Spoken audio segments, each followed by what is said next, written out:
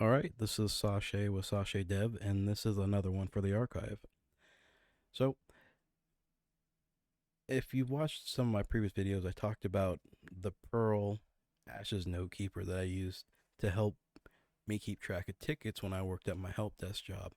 This is the next step. I thought, wow, I know Bootstrap, I know HTML, CSS, and JavaScript, and all that cool stuff. Let me take a whack at trying to modernize the program that I wrote. And so this is what I ended up with.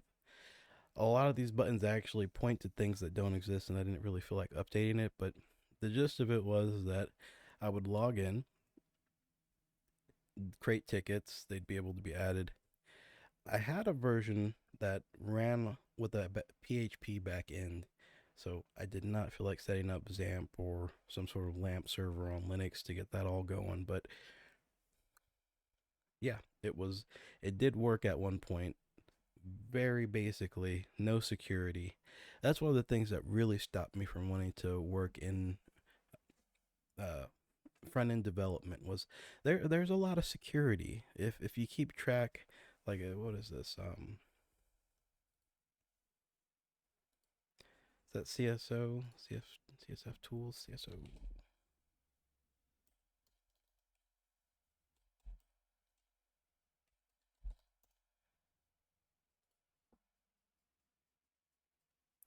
Yeah, if you follow any of this stuff, I get updates on my phone basically like 3, 4 times a day.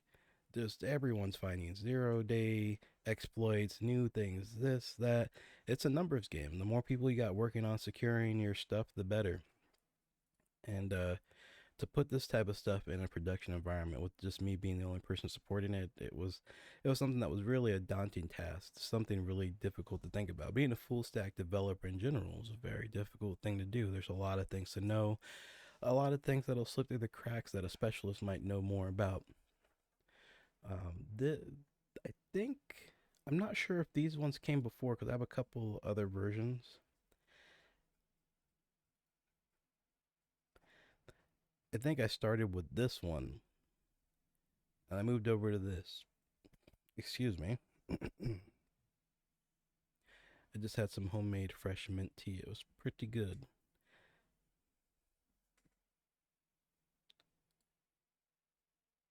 My mint plant's like 3 feet tall, so it's not a big plant, but I had to trim it back for the winter, so I had to do something with the leaves, and I'm not gonna cook it, so tea it was.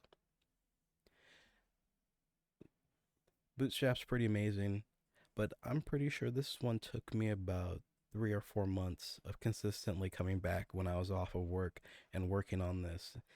Uh, it's not complicated. It was more the stuff on the back end trying to communicate with the server and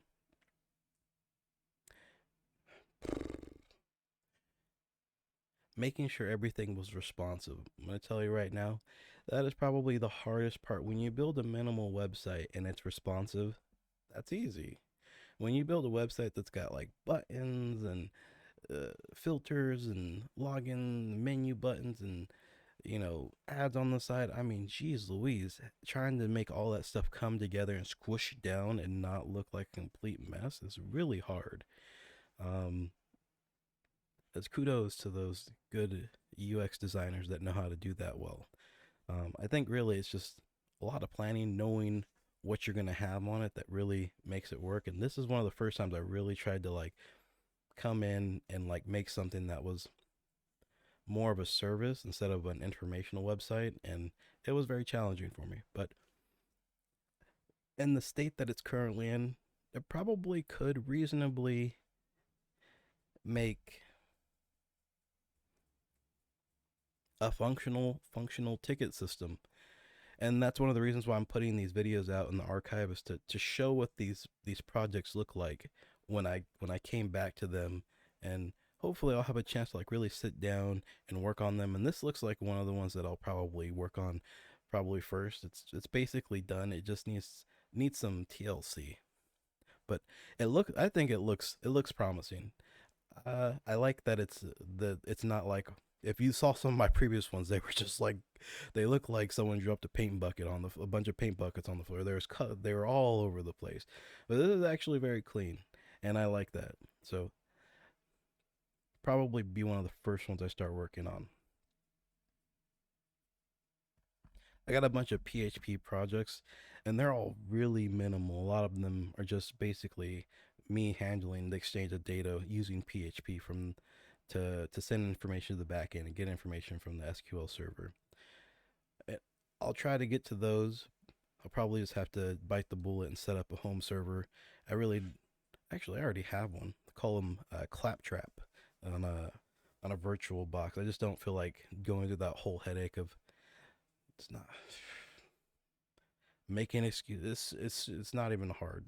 I already have it set up basically ready to go. Anyway, thank you for watching and have a good day.